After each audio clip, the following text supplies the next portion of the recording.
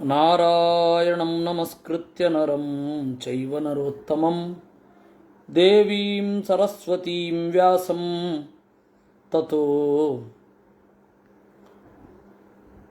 ಜಯಮುದೀರಯೇ ವಿಜಾನತಾಮವಿತ್ತಸ್ಯ ಮಧ್ವಸ್ಯ ಜಗತಿ ಗುರೋಃ ಪೂರ್ವಾಚಾರ್ಯಮಹಿಷ್ಠಾನಾಂ ಇಯಂ ಪ್ರಣತಿಮಾಲಿಕಾ.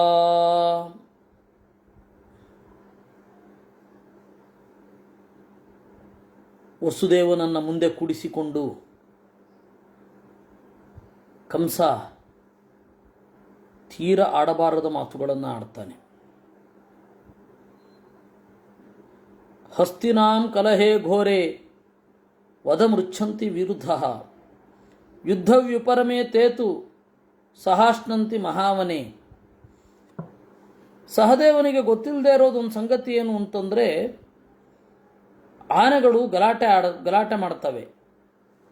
ಆನೆಗಳು ಉತ್ಕಟವಾಗಿ ಗಲಾಟೆ ಮಾಡಿ ಸುತ್ತಮುತ್ತ ಇರುವ ಎಲ್ಲ ಮರಗಳನ್ನು ಪುಡಿ ಪುಡಿ ಮಾಡಿಬಿಡ್ತವೆ. ಆಮೇಲೆ ಗಲಾಟೆ ಮುಗಿದ ಮೇಲೆ ಒಟ್ಟಿಗೆ ಊಟ ಮಾಡ್ತವೆ. ಬಾಂಧವಾನಾಮಪಿ ತಥಾ ಭೇದಕಾಲೇ ತಮುತ್ಥಿತೆ.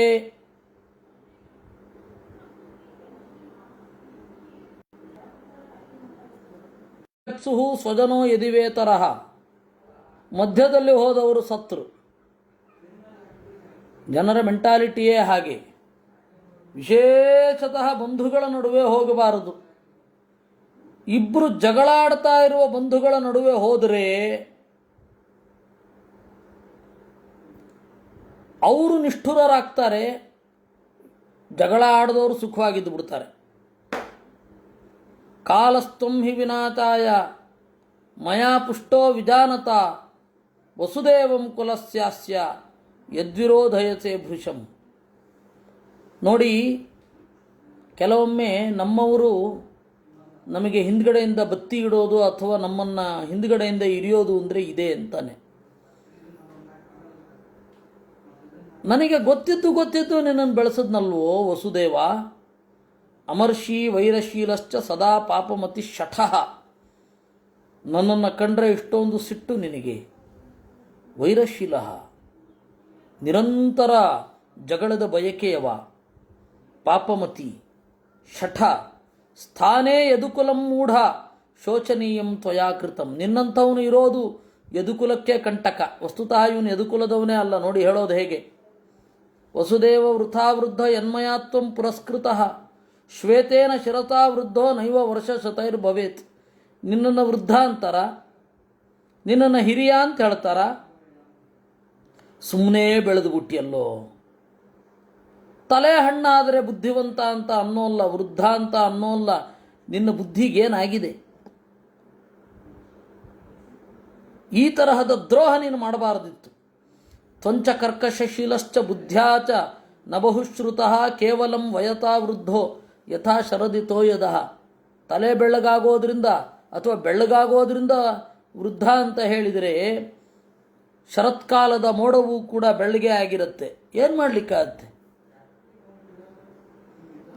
ಕಿಂಚತ್ವಂ ಸಾಧು ಜಾನೀಚೆ ವಸುದೇವ ವೃಥಾ ಮತೆ ಮೃತೆ ಕಂತೆ ಮಮ ಸುತೋ ಮಧುರಾಂ ಪಾಲಯಿಷ್ಯತಿ. ನಿನ್ನ ದುರದೃಷ್ಟ, ನಿನ್ನ ದುರುದ್ದೇಶ ಗೊತ್ತಾಯಿತು ನನಗೆ. ಕಾರಣ ಏನು? ಬಹಳ ಒರಟ ನೀನು. ಮನಸ್ಸಿನ ಒಳಗಡೆ ವಿಪರೀತ ಆಸೆ ಇದೆ. ಕಂಸ ಸತ್ರೆ ನನ್ನ ಮಗ ರಾಜ ಆಗ್ತಾನೆ ಅಂತ ನೀನು ಈ ಥರ ಮಾಡಿದ್ದು ಅಲ್ವಾ? ಛಿನ್ನಾಶಸ್ತ್ವಂ ವೃಥಾ ವೃದ್ಧೋ ಮಿಥ್ಯಾತ್ವೇವಂ ವಿಚಾರಿತ. ಅಯ್ಯೋ ಪೆದ್ದ, ನಿನ್ನ ಬಯಕೆ ಯಾವತ್ತೂ ಈಡೇರೋದಿಲ್ಲ. ಈ ಕಂಸ ಸಾಯೋದಿಲ್ಲ, ಬದುಕಿರ್ತಾನೆ. ಪ್ರಹರ್ತು ಕಾಮೋ ವಿಶ್ವಸ್ತೆ ಯಸ್ತ್ವಂ ದುಷ್ಟೇನ ಚೇತಸ ತತ್ತೇ ಪ್ರತಿಕರಿಷ್ಯೇಹಂ ಪುತ್ರಯೋಸ್ತವ ಪಶ್ಯತಃ. ನೋಡು, ನಿನ್ನ ಇಬ್ಬರು ಮಕ್ಕಳನ್ನು ನಿನ್ನ ಎದುರುಗಡೆ ಸಾಯಿಸ್ತೇನೆ. ನಮೇ ವೃದ್ಧ ವಧ ಕಶ್ಚಿತ್ ದ್ವಿಜಸ್ತ್ರೀವಧ ಏವಚ ಕೃತಪೂರ್ವ ಕರಿಷ್ಯೇವ ವಿಶೇಷೇಣತು ಬಾಂಧವೇ. ಅಂದುಕೊಳ್ಬೇಡ, ಕಂಸ ವೃದ್ಧರನ್ನು ಕೊಲ್ಲೋದಿಲ್ಲ, ಬ್ರಾಹ್ಮಣರನ್ನು ಕೊಲ್ಲೋದಿಲ್ಲ, ಸ್ತ್ರೀಯರನ್ನು ಕೊಲ್ಲೋದಿಲ್ಲ ಅಂತ ಸಮಯ ಬಂದಾಗ ಈ ಕಂಸ ಏನನ್ನು ಬೇಕಾದರೂ ಮಾಡಿಬಿಡ್ತಾನೆ. ಇಹತ್ವಂ ಜಾತ ಸಂವೃದ್ಧೋ ಮಮ ಪಿತ್ರ ವಿವರ್ಧಿತಃ ಪಿತೃಶ್ವಸಶ್ಚ ಮೇ ಭರ್ತ ಯದೂನಾಂ ಪ್ರಥಮೋ ಗುರು. ಅಲ್ಲ, ನೀನು ನಮ್ಮ ಅಪ್ಪನ ಹೊಣೆಯಲ್ಲಿ ಬೆಳೆದವ, ನಮ್ಮ ಅಪ್ಪನ ರಕ್ಷಣೆಯಲ್ಲಿ ಬೆಳೆದವ, ನನ್ನ ಅತ್ತೆಯ ಗಂಡ. ಯದುಗಳಲ್ಲಿ ಈಗ ವೃದ್ಧರಲ್ಲಿ ನೀನೂ ಒಬ್ಬ. ಕುಲೇ ಮಹತಿ ವಿಖ್ಯಾತ, ಚಕ್ರವರ್ತಿಗಳ ಕುಲ ನಿನ್ನದು. ನೀನು ಹಿರಿಯ ಅಂತ ಹೇಳಿ ನಾನು ಪೂಜೆ ಮಾಡಿದೆ, ಆದರೆ ನೀನು ಮಾಡಿದ್ದೇನಪ್ಪ? ದ್ರೋಹ ಮಾಡಿಬಿಟ್ಟೆಲ್ಲ ನನಗೆ. ಕಿಂಕರಿಷ್ಯಾಮಹೇ ಸರ್ವೇ ಸತ್ಸು ವಕ್ತವ್ಯತಾಂ ಗತಾಹ. ಜನ ಎಲ್ಲ ಏನು ಅನ್ಕೋಬೇಕು? ಕಂಸ ನೋಡಿ ಎಂತಹ ದುಷ್ಟ, ಅವಿವೇಕಿ ಅಂತ ಅನ್ಕೊಳ್ಬೇಕು. ಆದರೆ ನೀನು ಮಾಡಿದ ದ್ರೋಹ ಯಾರಿಗೆ ಗೊತ್ತಾಗತ್ತೆ? ಯಾರಿಗೂ ಗೊತ್ತಾಗೋದಿಲ್ಲ. ಮಧ್ವಧೋವಾ ಜಯೋವಾಥ ವಸುದೇವಸ್ಯ ದುರ್ನಯೈಃ ಸತ್ಸು ಯಾತ್ಯಂತಿ ಪುರುಜ ಯದೂನಾಂ ಅವಗುಂಠಿತಾಃ. ನನ್ನನ್ನು ಕೊಲ್ಲೋದು ಅಥವಾ ನನ್ನನ್ನು ಗೆಲ್ಲೋದು, ಇದನ್ನು ಬೇರೆ ಬೇರೆ ದುರ್ನೀತಿಗಳ ಮೂಲಕ ಮಾಡಬೇಕು ಅಂತ ಅಂದುಕೊಂಡಿದ್ದೀಯ. ತ್ವಯಾ ಹಿ ಮಧ್ವಧೋಪಾಯಂ ತರ್ಕಮಾಣೇನ ವೈಮೃದೆ. ನೀನು ನನ್ನ ವಿಶ್ವಾಸವನ್ನು ಕಳೆದುಕೊಂಡೆ. ಅಶಾಮ್ಯಂ ವೈರಮುತ್ಪನ್ನಂ. ನೀನು ಎದುರುಗಡೆ ತೋರಿಸಿದ್ರೆ, ಕೃಷ್ಣನನ್ನು ನಾನೇ ಬೆಳೆಸಿದ್ದಿದ್ರೆ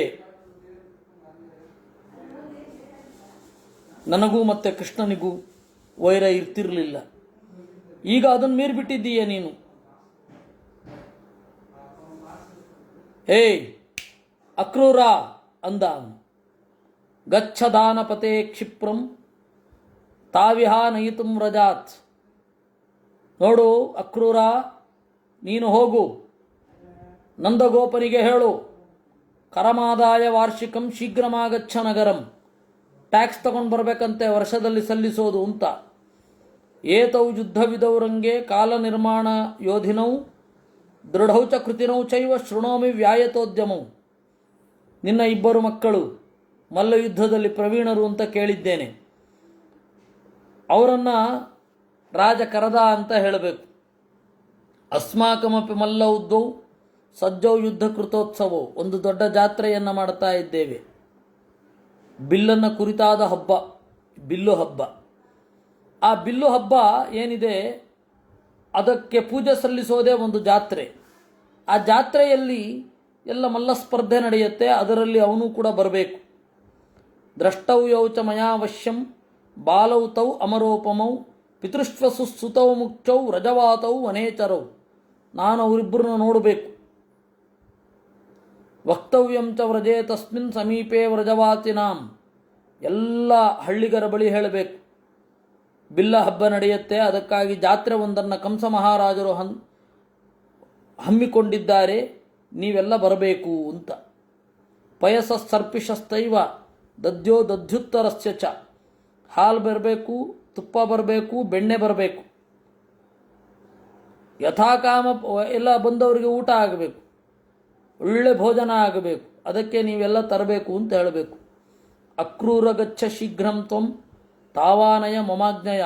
ಅದರಿಂದಾಗಿ ಅಕ್ರೂರ ಬೇಗ ಹೋಗು, ನನ್ನ ಆಜ್ಞೆಯಿಂದ ಅವರನ್ನು ಕರ್ಕೊಂಡು ಬಾ. ಸಂಕರ್ಷಣ ಮತ್ತು ಕೃಷ್ಣರನ್ನು ನೋಡಲಿಕ್ಕೆ ನನಗೆ ಕುತೂಹಲ ಇದೆ. ಅವ್ರು ಬಂದರೆ ನನಗೆ ಬಹಳ ಖುಷಿಯಾಗತ್ತೆ. ಶಾಸನಂ ಯದಿವಾ ಶ್ರುತ್ವ ಮಮತೌ ಪರಿಭಾಷಿತಾಂ ನಾಗಚ್ಚೇತಾಂ ಯಥಾಕಾಲಂ ನಿಗ್ರಾಹ್ಯಾವಪಿ ತೌ ಮಮ. ಅಕಸ್ಮಾತ್ ಕೃಷ್ಣರಾಮರು ಬರದೇ ಹೋದರೆ ಮುಲಾಜಿಲ್ಲದೆ ಅವರನ್ನು ಶಿಕ್ಷಿಸ್ತೇನೆ ಅಂತ ಹೇಳಬೇಕು ನೀನು. ಸಾಮಾನ್ಯವಾಗಿ ಬಾಲಕರಲ್ಲಿ ಸಾಂತ್ವವನ್ನು ತೋರಿಸಬೇಕು. ಮಧುರವಾದ ವಾಕ್ಯದಿಂದ ಅವರನ್ನು ಓಲೈಸಿ ನೀನು ಕರೆತರಬೇಕು. ಅಕ್ರೂರ, ಇದು ನನಗೆ ಅತ್ಯಂತ ಪ್ರಿಯವಾದದ್ದು, ಇದನ್ನು ಮಾಡಬೇಕು.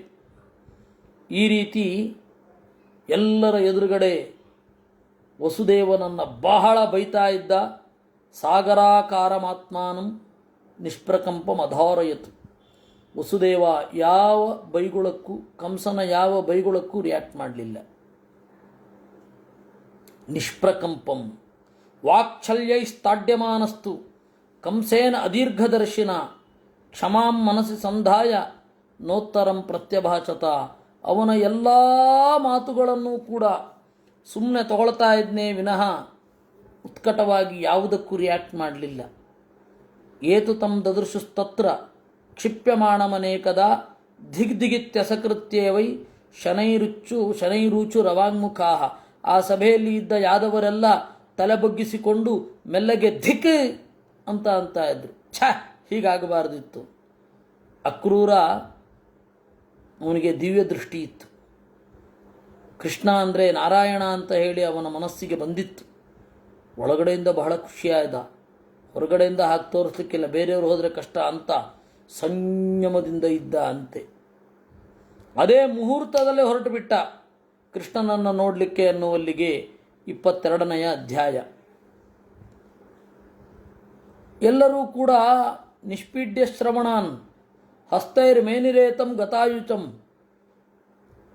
ಕಿವಿಯನ್ನು ಮುಚ್ಚಿಕೊಂಡು ಕೈಗಳಿಂದ ಅಯ್ಯೋ ಕಂಸ ಯಾವಾಗ ಸಾಯ್ತಾನಪ್ಪ ಅಂತ ಅಂದುಕೊಂಡ್ರು. ಅಲ್ಲಿ ಒಬ್ಬ ಅಂಧಕ ಅಂತ ಒಬ್ಬ ಇದ್ದ.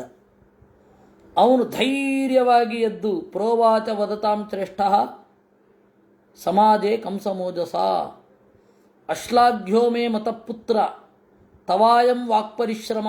ಮಗೂ ಅಂದ ಕಂಸನಿಗೆ, ನಿನ್ನ ಮಾತು ಏನೇನು ಚೆನ್ನಾಗಿಲ್ಲ. ಅಯುಕ್ತೋ ಗರ್ಹಿತಸ್ತದ್ಭಿ ಬಾಂಧವೇಚು ವಿಶೇಷಿತಃ. ಯಾವತ್ತೂ ಕೂಡ ವಸುದೇವನಂಥವನನ್ನು ನಿಂದನೆ ಮಾಡಬಾರದು. ನೀನು ಯಾದವ ಅಲ್ಲ ಅಂತ ನಿನಗೂ ಗೊತ್ತು. ಯಾದವರ ಹೆಸರು ಯಾಕೆ ಅಷ್ಟೊಂದು ಸರ್ತಿ ತಗೊಳ್ತಿ? ಯಾದವ ಕುಲವನ್ನು ಕೆಡಿಸಿದೆ, ಯಾದವ ಕುಲವನ್ನು ಕೆಡಿಸಿದೆ ಅಂತ. ನೀನು ಯಾದವ ಅಲ್ಲ ಅಂತ ಗೊತ್ತಾಗಿದ್ದ ದಿವಸವೇ ರೆಸಿಗ್ನೇಷನ್ ಕೊಟ್ಟು ಹೋಗಬೇಕಿತ್ತು. ನಾನು ಈ ಕುಲದವನಲ್ಲ, ನಾನು ಆಳೋದಿಲ್ಲ ಅಂತ. ಅಶ್ಲಾಘ್ಯ ವೃಷ್ಣಯ ಪುತ್ರ ಏಚಾಂತ ಮನುಚಾಸಿತ ಇಕ್ಷ್ವಾಕು ವಂಶಜೋ ರಾಜ ವಿನಿವೃತ್ತ ಸ್ವಯಂ ಸಕೃತ್. ಏನಂದೆ? ಎದುರುಗಳ್ಯಾರು ಪ್ರಯೋಜನ ಇಲ್ವಾ? ಏನು ಅವ್ರ ರಾಜ ನೀನೇ ತಾನೇ, ನೀನೇ ಸರಿಯಾಗಿಡಬೇಕಿತ್ತು. ಭೋಜೋ ವಾ ಯಾದವೋ ವಾಸಿ ಕಂಸೋ ವಾಸಿ ಯಥಾ ತಥಾ ಸಹಜಂತೆ ಶಿರಸ್ತಾತ್ ಜಟಿ ಮುಂಡೋಪಿ ವಾಭವ. ನೋಡು, ನೀನು ಈ ಕುಲದಲ್ಲಿ ಹುಟ್ಟಿದ್ದೀಯಾ ಅಂತ ಅಂದುಕೊಂಡ್ರೆ ಈ ಕುಲದಲ್ಲಿ ಹುಟ್ಟಬೇಕು ಅಂತ ಯಾವನು ತೀರ್ಮಾನ ಮಾಡೋಲ್ಲ. ಹುಟ್ಟಿದ ಮೇಲೆ ಆ ಕುಲಕ್ಕೆ ಯೋಗ್ಯವಾಗಿ ನಡೆಯಲೇಬೇಕು. ಉಗ್ರಸೇನ ಸ್ವಯಂ ಶೋಚ್ಯ ಯೋಸ್ಮಾಕಂ ಕುಲಪಾಂತನಃ ದುರ್ಜಾತೀಯೇನ ಏನತ್ವ ಮೀದೃಚೋ ಜನಿತಸ್ತುತಃ. ನೀನೇನು ವಸುದೇವನನ್ನು ಬೈಯೋದು? ಮೊದಲು ನಿಮ್ಮಪ್ಪನ ಬೈಬೇಕು. ನಿನ್ನಂಥ ಮುಟ್ಟಾಳನನ್ನು ಸಾಕಿದ್ದಾನಲ್ಲ ಅವನು. ನೀನು ಅವನ ಮಗ ಅಲ್ಲ ಅಂತ ಗೊತ್ತಾದರೂ ಪ್ರೀತಿಯಿಂದ ಸಾಕಿದ್ನಲ್ಲ, ಕರುಣೆಯಿಂದ, ಮೊದಲು ಅವನಿಗೆ ಹೊಡಿಬೇಕು. ವಸುದೇವನನ್ನು ಬೈತಾನೆ. ಏನು ತಪ್ಪು? ತಂದೆಯಾದವನು ಮಗನನ್ನು ರಕ್ಷಣೆ ಮಾಡೇ ಮಾಡ್ತಾನೆ. ನಚಾತ್ಮನೋ ಗುಣಾನ್ಸ್ತಾತ ಪ್ರವದಂತಿ ಮನೀಚಿಣ ಪರೇಣೋಕ್ತ ಗುಣಾಗೌಣ್ಯಂ ಯಾಂತಿ ವೇದಾರ್ಥ ಸಂಹಿತಾ. ನೋಡಿ, ಸಜ್ಜನರು ಯಾವತ್ತೂ ತಮ್ಮ ಗುಣಗಳನ್ನು ಹೇಳ್ಕೊಳ್ಳಲ್ಲ. ನೀನು ಹೇಳ್ತಾ ಇದ್ದೀಯ ಅಂದರೆ ಸಜ್ಜನ ಅಲ್ಲ, ವಸುದೇವ ಹೇಳ್ತಾ ಇಲ್ಲ ಅಂದರೆ ಸಜ್ಜನ ಅಂತ ಅರ್ಥ. ಪೃಥಿವ್ಯಾಂ ಯದುವಂಶೋಯಂ ನಿಂದನೀಯೋ ಮಹೀಕ್ಷಿತಾಂ ಬಾಲ ಕುಲಾಂತ ಕೃನ್ಮೂಢೋ ಏತಾಂತೋ ಮನುಚಾಚಿತ. ಇವತ್ತು ಯಾದವರೆಲ್ಲರೂ ಕೂಡ ಅನೇಕ ಪುಟ್ಟ ಮಕ್ಕಳನ್ನು ಕಳೆದುಕೊಂಡಿದ್ದಾರೆ. ನೀನು ರಾಜನಾಗಿ ಅನೇಕ ಶಿಶು ಹತ್ಯೆಗಳನ್ನು ನೀನು ಮಾಡಿದೆ. ಎಣೆ ಇರದಷ್ಟು ಪುಟ್ಟ ಮಕ್ಕಳನ್ನು ಕೊಲ್ಲಿಸಿದೆ ನಿನ್ನ ಹಸ್ತಕರ ಮೂಲಕ. ಅದಕ್ಕೆ ಇವತ್ತು ಎಲ್ಲರೂ ಬೈತಾ ಇದ್ದಾರೆ ಯದುವಂಶವನ್ನು. ವಸುದೇವ ಅಲ್ಲ ಈ ಕುಲವನ್ನು ನಿಂದನೆ ಮಾಡಲಿಕ್ಕೆ ಕಾರಣ ಆದವ. ಅಸಾಧು ಮದ್ಭಿರ್ವಾಕ್ಯೈಶ್ಚ ತ್ವಯಾ ಸಾಧ್ವಿತಿ ಭಾಷಿತೈ ನಚಾಪಿ ಆಸಾದಿತಂ ಕಾರ್ಯಂ ಆತ್ಮಾಚ ವಿವೃತಕೃತಃ. ಕೆಟ್ಟ ಮಾತನ್ನು ಆಡಿದ್ರಿಂದ ಯು ಆರ್ ಎಕ್ಸ್ಪೋಸ್ಡ್. ನೀನು ಯಾರು ಅಂತ ಗೊತ್ತಾಯಿತು ಜನರಿಗೆ.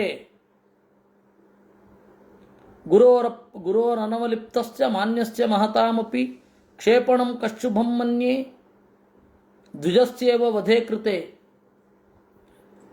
ವಿನೀತನಾದ ಹಿರಿಯನನ್ನು ಯಾವತ್ತೂ ಬೈಬಾರದು. ಅವನೇನು ತಪ್ಪು ಮಾಡಿಲ್ಲ.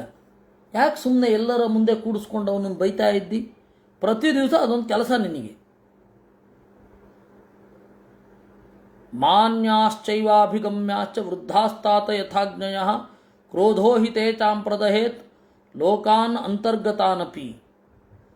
ಕುಲವೃದ್ಧರನ್ನು ಇಟ್ಕೊಳ್ಬೇಕು. ಅವರ ಬಳಿ ಹೋಗಿ ಸಲಹೆಯನ್ನು ಕೇಳಬೇಕು. ಈ ರೀತಿ ದಿವಸ ಸಭೆಯಲ್ಲಿ ಕೂತು ಓಹೋ ವಸುದೇವರು ಏನು ಮೋಸ ಮಾಡಿಬಿಟ್ರಪ್ಪ ಅಂತ ಹೇಳಿ ವ್ಯಂಗ್ಯವಾಗಿ ಅನ್ನಬಾರದು. ಅವಿವೇಕಿ. ಬುಧೇನ ತಾತ್ ದಾಂತೇನ ನಿತ್ಯಮಭ್ಯುಚ್ಛ್ರಿತಾತ್ಮನ ಧರ್ಮಸ್ಯ ಗತಿರನ್ವೇಷ್ಯ ಮತ್ಸ್ಯಸ್ಯ ಗತಿರಪ್ಸ್ವಿವ. ಅತ್ಯಂತ ಜಾಣರಿಂದ ಕೂಡಿಕೊಂಡು ಧರ್ಮದ ಗತಿಯನ್ನು ತಿಳಿಬೇಕು. ಯಾಕೆ ಅಂದರೆ ಧರ್ಮ ಅನ್ನೋದು ಸಮುದ್ರದ ಒಳಗಿನ ಮೀನಿನ ಹೆಜ್ಜೆಯ ಹಾಗೆ. ಅದನ್ನು ತಿಳಿದುಕೊಳ್ಳೋದು ಭಾರೀ ಕಷ್ಟ. ವೃದ್ಧರನ್ನು ಸಮೀಪಿಸಬೇಕಾದದ್ದು ಅಂದರೆ ಜ್ಞಾನ ವೃದ್ಧರನ್ನು ಸಮೀಪಿಸಬೇಕಾದದ್ದೇ ಆ ಕಾರಣಕ್ಕಾಗಿ. ಧರ್ಮದ ಗುಟ್ಟನ್ನು ತಿಳಿಲಿಕ್ಕೆ ಕೇವಲಂ ತ್ವಂತು ದರ್ಪೇಣ ವೃದ್ಧಾನ್ ಅಗ್ನಿತಮಾನಿಹ ವಾಚಾತುರಸಿ ಮರ್ಮಜ್ಞ ಅಮಂತ್ರೋಕ್ತ ಯಥಾಹುತಿ. ವೃದ್ಧರನ್ನು ಸಮೀಪಿಸಿ ಆಡಬಾರದ ಮಾತಾಡ್ತಾ ಇದೆಯಾ? ವಸುದೇವಂಚ ಪುತ್ರಾರ್ಥೆ ಯದಿಮಂ ಪರಿಗರ್ಹಸಿ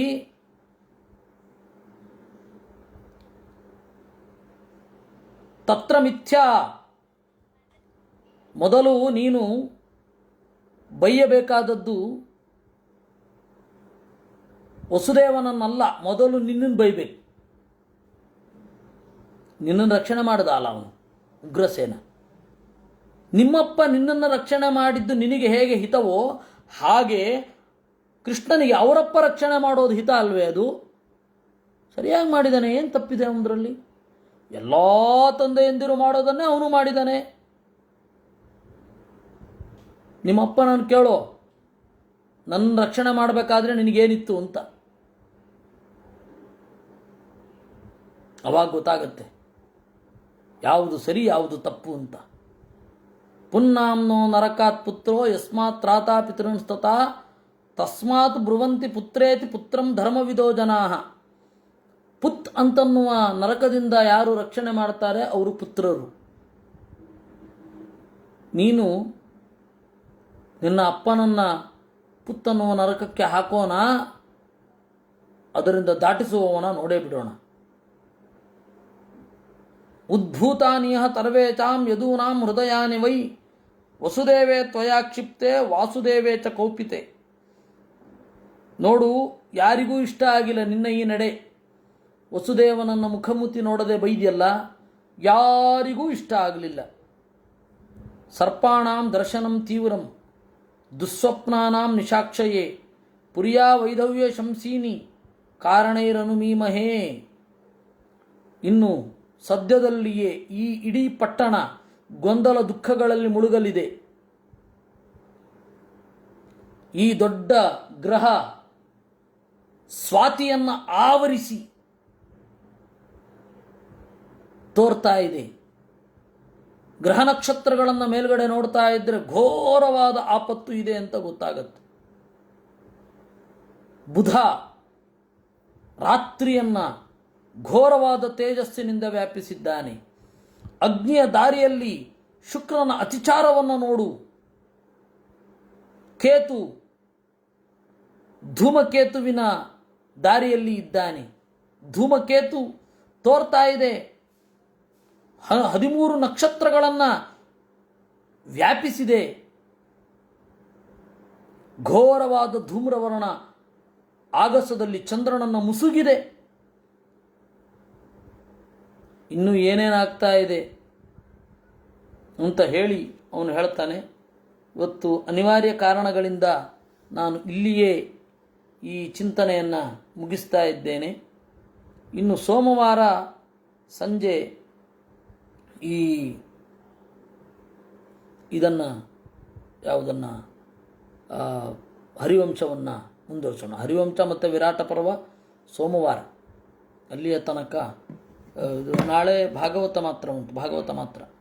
ನಾಡಿದ್ದು ಭಾಗವತ ಮಾತ್ರ. ಬೆಳಗ್ಗೆ ಮಹಾಭಾರತ ಮತ್ತು ಭಾಗವತ. ಆಚೆ ನಾಡಿದ್ದು ಅಂದರೆ ಸೋಮವಾರ ಇದೆಲ್ಲ ಉಂಟು. ಕೃಷ್ಣಾರ್ಪಣಮಸ್ತು.